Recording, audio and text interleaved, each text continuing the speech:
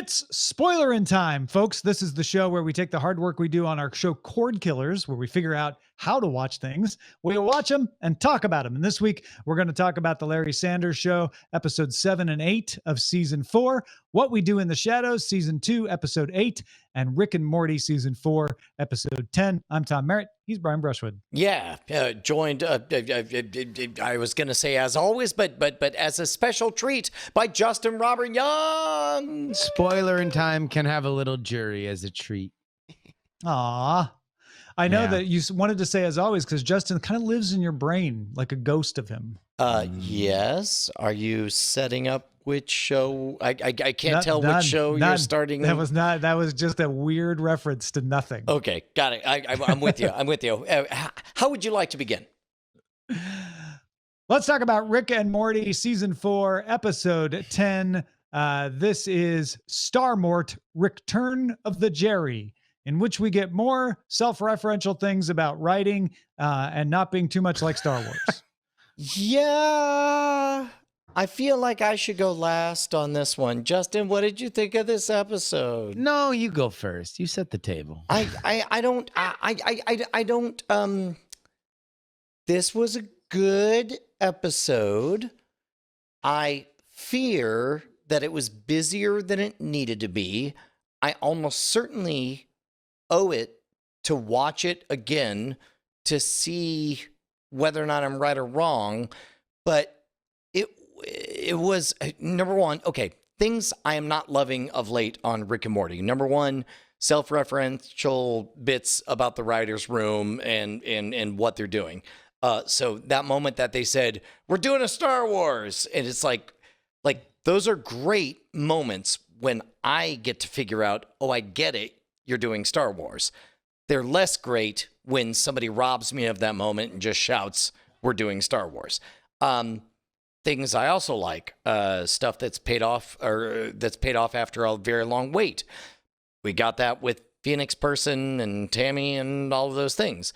Things I don't like when they almost with hostility call out that I shouldn't be enjoying these big payoffs after waiting so long for them.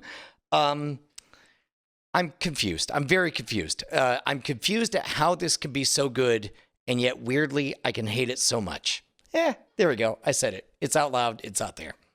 Like quite literally, it had everything I loved and somehow made me resent every appearance of it, up to and including the therapist. I don't understand how they did that. I would have preferred they allowed me to continue to love things.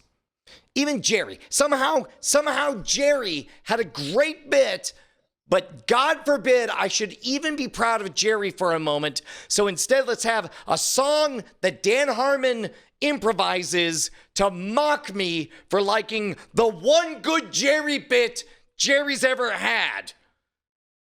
I have complicated feelings about this episode. You didn't like the Dan Harmon song? That's like made for Brian content. Which is what made it so confusing to me. I loved it, but then I felt like Dad resented me for loving him, and I don't need that from Dad. It's a new franchise now. I was there for the joke. Yeah, I was there for the joke. Let me just, I'll throw in mine first, Justin. If go ahead, please. Okay. Oh no. Yeah. When I was watching this episode, I thought, I don't think I like having story arcs anymore in Rick and Morty. I think I preferred it when I didn't have to try to remember Space Beth and that episode. And I wasn't worried about the fact that Tammy was in another episode and I couldn't quite recall exactly what I should know about her. I just wanted adventures. I also didn't want to have to think about the parallels to Star Wars. And this goes to what you were saying, Brian, where they called it out. And I was like, oh, great. Now I have to think about that instead of just feeling dumb when I missed them or feeling smart when I discovered them. I did love that we sort of, to me anyway, maybe it wasn't surprising to you, had a surprise ending where Rick didn't win, where he didn't rationalize that he won, where he didn't feel like he won, where he actually kind of went down. And I thought that was cool because that was surprising. And I kept expecting him to wubble dub his way out of it, and he didn't. But well, we have seen a version of that before when what's the one where he's dating the entire planet of chicks? Unity, yeah. And we watch him actually attempt suicide, and the only reason he survives is because he passes out before he's able to pull the trigger. Like that was great.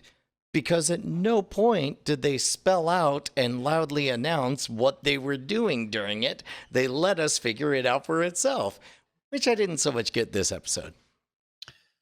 Yeah. I mean, I think they've done that a few times because, I mean, you could also argue that the season 2 finale where he ends up in space jail is another downer ending where Rick Correct. loses. You know, I liked it.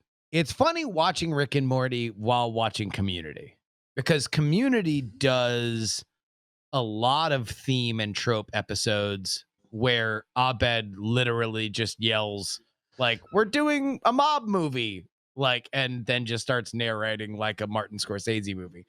But that's partly because you have usually Abed, or at least an Abed-centric reason to like understand that the world is now being told in this specific direction, where Rick and Morty is,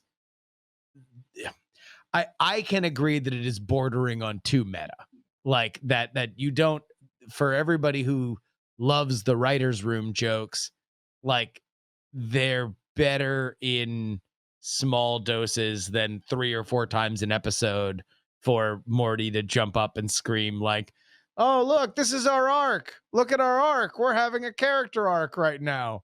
Like, I can see it did not particularly bother me, but I can certainly see where at a certain point you're like, okay, well now you're just doing a more clever version of the Bartman.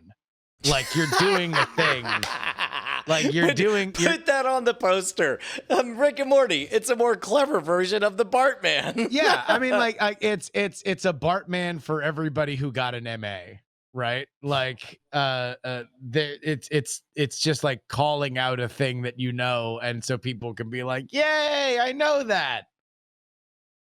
So, did you like it? I liked it. I don't know. I just like watching Rick and Morty, man. Those guys are they're always on their hijinks, and every character is voiced by Dan Harmon now for some reason, and he's singing songs. Like, I don't know. I just liked it, but I guess like if it's competent and it's fun, I like Space Beth. I like all those elements. Like it just, I enjoyed it. I did like Space Beth a lot. Where are you at on the weird line of like, for some reason, I loved the idea that they were taking money from Shoney's to wedge in a Midwest pancake restaurant into a place where it didn't belong. But for some reason, I didn't have a great time that they definitely took money from Wranglers to make a gene company the one unblastable substance from the Death Star in this.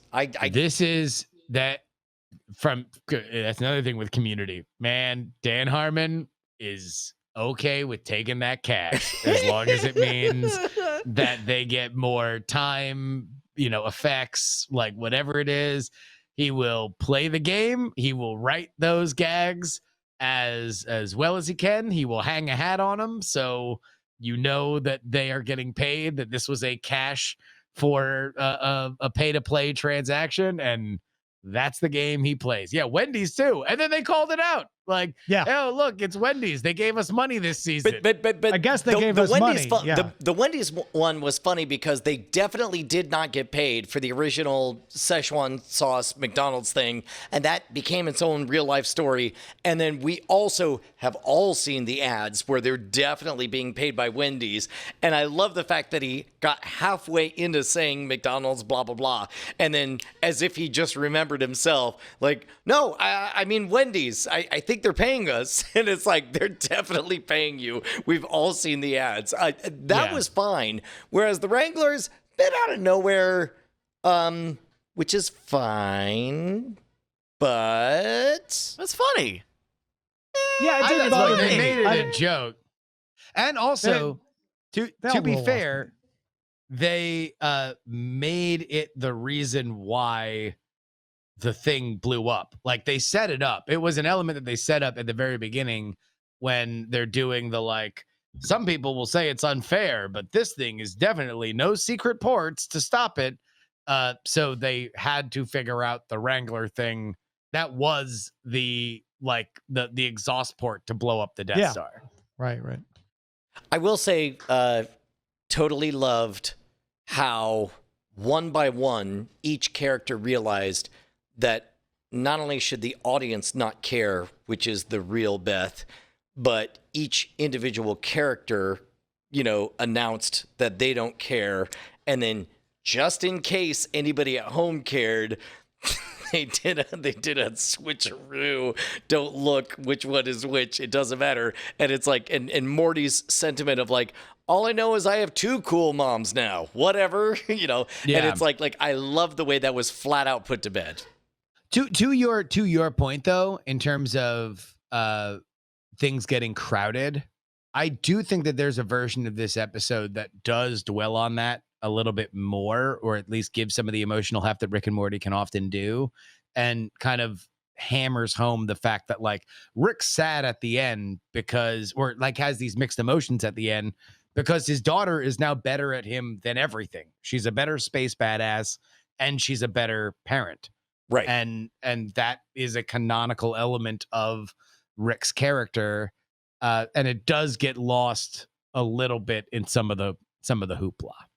That's a pretty good way to put it, because I feel like if it had a little bit more room to breathe, this particular episode could make us feel some of the hollowness that Rick Sanchez feels, but they didn't even try. And maybe there'll be a place for that next season. I'm with you on that. But I think know, man. I think felt it. That's what I was talking about earlier. Like when Rick says I'm a terrible father, then he's like, but maybe I'm a good friend, tries to fix Phoenix Person. That obviously he gets rejected. And then he just sits. And I know it's not the first time we've seen Rick feel something, but that's sat for me. I was like, oh wow, I actually feel Rick's hollowness right now. You know what? I can't believe I'm saying this. I would love, knowing this is the end of the season, I wouldn't have minded him saying, no, I'm not going to kill myself. No, I'm not going to give myself up to a prison that we don't believe he can be trapped in or whatever. If he just said something vague like, I'm going to go away for a while. And then next season, we got like 2, 3, holy crap, 4 episodes of like, why is Rick not in this show, Rick and Morty? And maybe he shows up, from Burning Man or whatever his journey is or whatever. But like a credible, like, you know what? Seems like everyone doesn't need me. I'm gonna peace out for a bit. I think I would have liked that a little bit more. Oh, I like the way they did it better. I don't want them to put a label on and go, I think I'm going to go away. That's telling me again. I mean, I felt it when he just sat there and said nothing. And if you start the next season the way you're talking about, I totally get it. I don't need him to say it. Okay. Yeah. You know what? I'm on your side now. Any other thoughts on Rick and Morty? Look, I know that Bryce hates devs, but I do feel like they should keep doing Rick and Morty. I say don't cancel the show. And I'm sorry, Bryce. I'm on your side for most things. That's fine. I actually wonder where the show is going in the next season, because this will be the second season that they've done under the big Turner order, and I wonder if they want to build something big, they want to build some larger mythology or something like that, or if the fact that they're staring at whatever like 50 episodes that they have now, they're like, all right, let's just crank them out. Let's go. How many adventures and tropes can we think of? Write them on the wall. That is Rick and Morty, season 4, episode 10. Let's talk about What We Do in the Shadows, season 2, episode 8. This is the collaboration, or just collaboration, I guess, where we see the singing career of Laszlo and Nadia, and we see Guillermo leave to become the familiar for someone else. I've really enjoyed watching this show with my 12-year-old daughter, and this was one that all of the jokes were just above where I felt comfortable watching with my 12-year-old, and I didn't show it to her, and I didn't tell her about it. And You mean they were just over the line for you? I mean, no, not over the line for me, but over the line for what I want to experience with my 12-year-old daughter. That's what I meant. It's over the line for that concern. Yeah. And because there was an orgy in it, or a set up orgy, a called for orgy that is interrupted. Yeah, before it begins. There was a continually there was orgy tension from beginning to end, and I couldn't imagine that would be fun for me to experience with my 12-year-old. So as a result, and I'm like, okay, well, what are the other jokes? And it's like, one joke I like very much is the idea that number one, what is it with the Kokomo moment? For some reason, I know, right? Kokomo's everywhere, right? Cool with that, but I don't know. It just felt more pregnant with sexual blah blah blah than would be fun for me to watch with a 12-year-old. Which color? It is a yeah. I think Bryce in the chat points out it is a TVMA program. Yes, but there are. It's just, and I know that this is your journey, and you were telling everybody about your journey, but that is an odd rubric to judge it by. Yes, you are correct. Also, also, it did that trick that I'm not a fan of, which is acting like maybe, just maybe, it's expanding the world, and then psych, no, the world's no bigger at the end of the episode than it was when it began. Like, if I thought it was a really interesting idea to have a progressive hippie vampire, and then for them to say psych at the end took something away from me, and I felt like a sucker for the 30 minutes that I spent believing it. I get that this, taking the element away of watching this with your daughter was not was going to color your observations. Totally get that. I didn't have a problem with them. Actually liked that they took it away at the end, because I would have been fine if they'd left it. I'm not trying to say that, but when they took it away at the end, I'm like, oh, good. They've just simplified it again, and I don't have to keep track of a new thing, and there doesn't have to be a convoluted way for Guillermo to get back into the house. It was totally believable that, like, oh, it was all a ruse. Now Guillermo will, of course, run back, but also get some concessions from Nandor, who's, in typical fashion, misreading the situation and doesn't really understand that he does hold all the cards again. I love that ending. Yeah, but I guess also they already had, like, if we're talking about specifically the Nandor Guillermo dynamic, we're already dealing with white hot fire with the fact that Nandor now knows that Guillermo's a vampire slayer but can't quite believe it and is bad at keeping it a secret or whatever. Like, we already have electricity there. I'm not sure what we got out of this episode.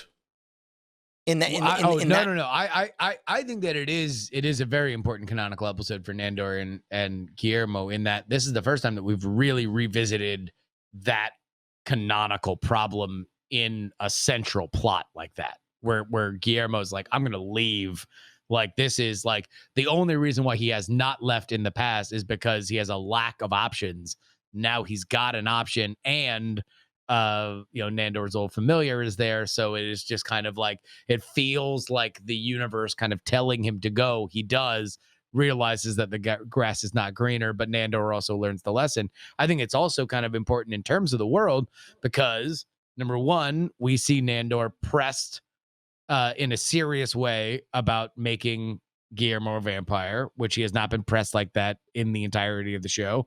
And we see the fact that he does make his old familiar a vampire, which now kind of seems to warm up that relationship, or from our perspective as the viewer, makes it seem more likely that Guillermo will get what he wants, which I assume will probably make it all the more heartbreaking if there is indeed a split down the road.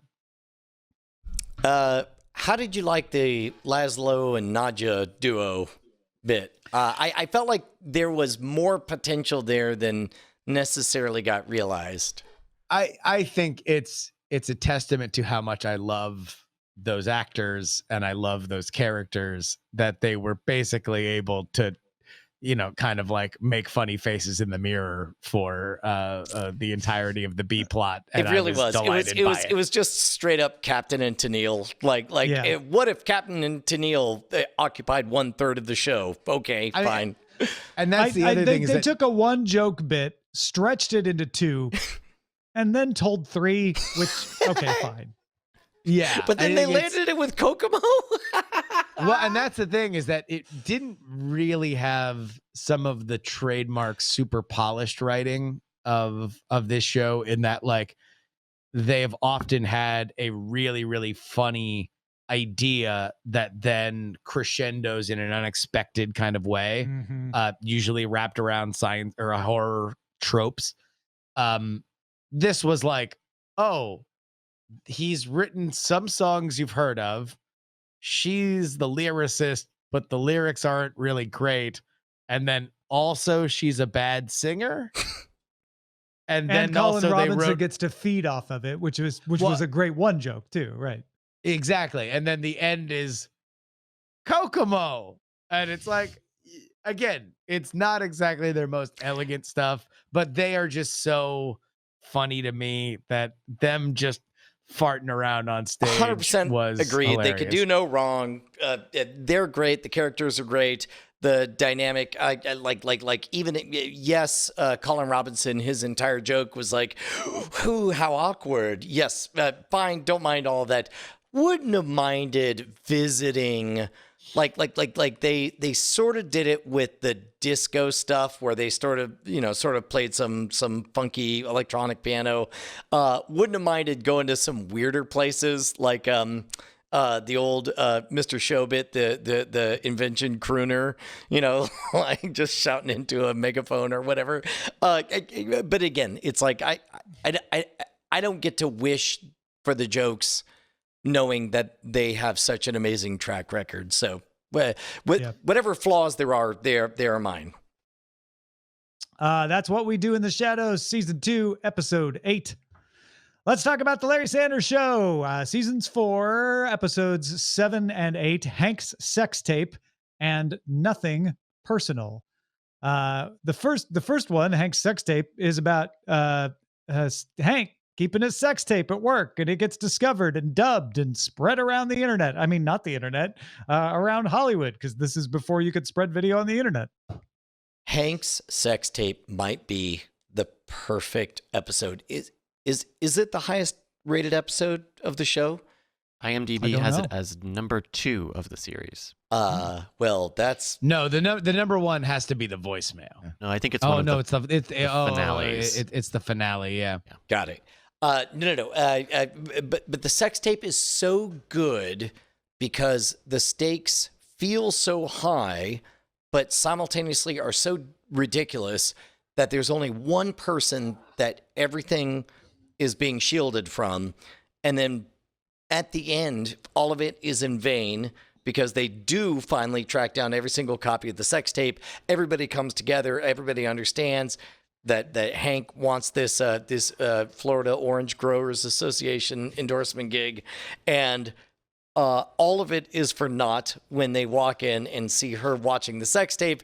And that delivery that she gives, where he just drops everything and he just says, "I really want this gig. Is there anything I could do?"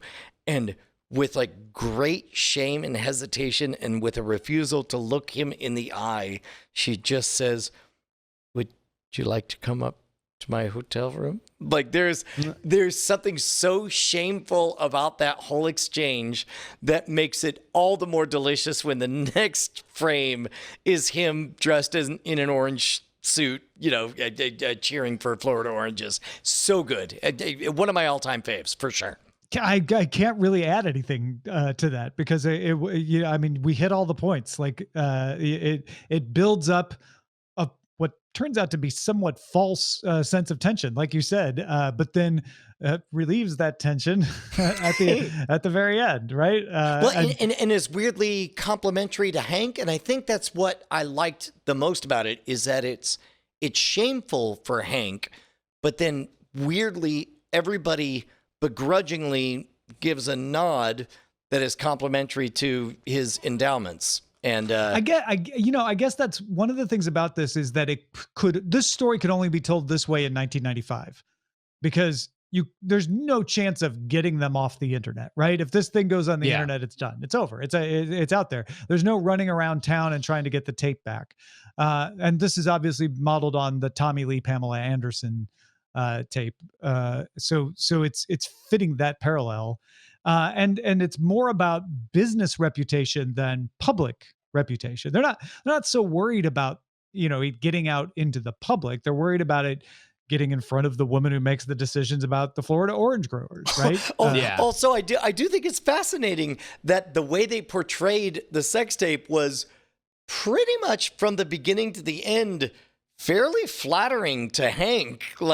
He's got two girls and they're playing weird role-playing games, and then everybody is remarking on like, wow, yeah, like it's I don't know. Hilarious episode, and also in that era, very much like a Hollywood story, which is much of what's fun about the Larry Sanders Show is that back at that point, I mean, you could do dubs off your VCR, but who had professional video copying equipment but people in Hollywood, right? The idea that it would spread that fast and so many people would have it just as like a casual part of the industry is hilarious. By the way, the episode that I'm thinking of is Arthur After Hours. It was the Artie episode where he gets drunk and quits. We talked about that a couple weeks ago. Yeah, which that's my favorite episode of this entire series. Really is just him just ripping and like quitting the show, and then just the gag at the end where Larry realizing that like, oh no, he does this every couple months. And he just shows up and keeps going. So what did y'all think about Nothing Personal? My personal feelings is any time I get to see Jeff Goldblum is a time I enjoy. But what about the rest of the show? Is this the beginning of Jeff Goldblum's persona as a magical pixie Hollywood sprite? Before then, I mean, certainly, he did good work. He did the crazy 10-Speed and Brown Shoe. Wait, okay, yes, and I'm thinking of The Fly and of Jurassic Park. I mean, he was a worker up until this point, but this, I believe, is the first time we've ever seen anything that resembles what we now think of Jeff Goldblum as. Well, and that's interesting you bring it up because it's the part that he will eventually play, but without the apartments.com eyebrow raise, right? He's very, very much more straightforward Jeff Goldblum rather than the somewhat mildly exaggerated Jeff Goldblum. Well, and also, I mean, the whole punchline is that he was in on it and he was granting wishes to other people, which again, that magical, long before Thor Ragnarok, there existed this magical perception, and I feel like I can't point to anything before this that feels anything like the way we see him today. I feel like this is the beginning of our current Jeff Goldblum. I mean, it's the blooming of Jeff Goldblum. Yeah, I think the idea, because he was the eccentric in Jurassic Park, right? Right. Like, and captivating in a way that like he might be Mr. Steal Your Girl in the, Jeep or whatever. But the idea that was him in real life, and that he was actually, that was him toning it down for a family friendly movie, and in reality, he is this broader character. You might be right, Brian. That might be it. The closest other moment I can think of is when he plays himself in the Mr. Show movie Run Ronnie Run, where he's in the middle of doing like yoga meditation or something like that. I don't know. The rest of the plot I find somewhat forgettable. I don't know if it's just outshone by Jeff Goldblum. Yeah, or no, what. it's mainly about Larry refusing to ask anything of himself. Right, And like he's hitting on the publicist. Yeah. He wants to ask her out, so he gets everyone to ask her out. And the joke is, in the end, Jeff Goldblum is the one that makes it happen without Larry knowing it. Well, and specifically also, he didn't even want to ask Jeff Goldblum to be on his show because he was afraid. And so, and then not only does, he do it, but, he smooths over all of that stuff. But when I say it's forgettable, I just mean like there's nothing for me to grab onto and talk about with that other than like, wow, just really wanted to date with that publicist, huh? Yeah, I guess weirdly, the most remarkable thing about this episode to me is to look at Jeff Goldblum being average Hollywood and not capital J, capital G, Jeff Goldblum. Mm-hmm. You know what I mean? Right. Yeah. Because he's Jurassic Park Jeff Goldblum. Yeah. Right? Yes. That's why he's on the show. But yeah, he's still in the Larry Sanders level. But he's moving out of it because he's a film star. I mean, you realize all I want to do now is watch Thor Ragnarok now. I mean, the more we talk about this, the more I want to watch. I mean, that. he is still the best heightened, because in a lot of ways, the Larry Sanders Show kind of invented this idea that like extras really made an entire show out of this, like, or Entourage, stuff like that, of like the heightened parody of what we know these actors are. And Goldblum's good, but Duchovny's the top. Right. In the Larry Sanders Show lore of the like a character built out of just what we might expect this actor to be like behind the scenes. He wasn't in this. Wait, was he in no, this no, episode? not in this episode. No. He was in a couple episodes. Yeah. Well, and plus also you're right in that they're constantly explaining what the X-Files is. Like there's never a moment they say David Duchovny that's not followed by a pause and then a character saying he's in the X-Files. He's gonna be the new whatever guy. All right. Any other thoughts on the Larry Sanders Show this week? Man, I know this is controversial, but I think it's good. I think we should keep watching it. I'm sorry. I don't know. I think we should watch it all the way to the end before we make a decision, but you may be right. You may be right. That is the Larry Sanders Show, Hank's Sex Tape, and Nothing Personal. And that, my friends, is Justin Robert Young. Thank you for being on the show. Where can folks find more of what you do, Justin? Oh, on twitter.com. Twitter.com/Justin R. Young is where you need to go. Boy, you're going to find me there. Yep. He's all over that account. If you would like that website or that app, go find Justin. Go do it. Yeah. Or do what I do. Just wait 20 minutes and he'll just show up in your life. If you like Justin Robert Young, just wait 20 minutes and bada bing He's bang. like the weather. If you don't like him, wait 20 minutes. That's it. All right. Thanks everybody for watching. We will be back next week. Of course, you can support us patreon.com/Cordkillers, where you get these episodes early and we'll spoil you again next time.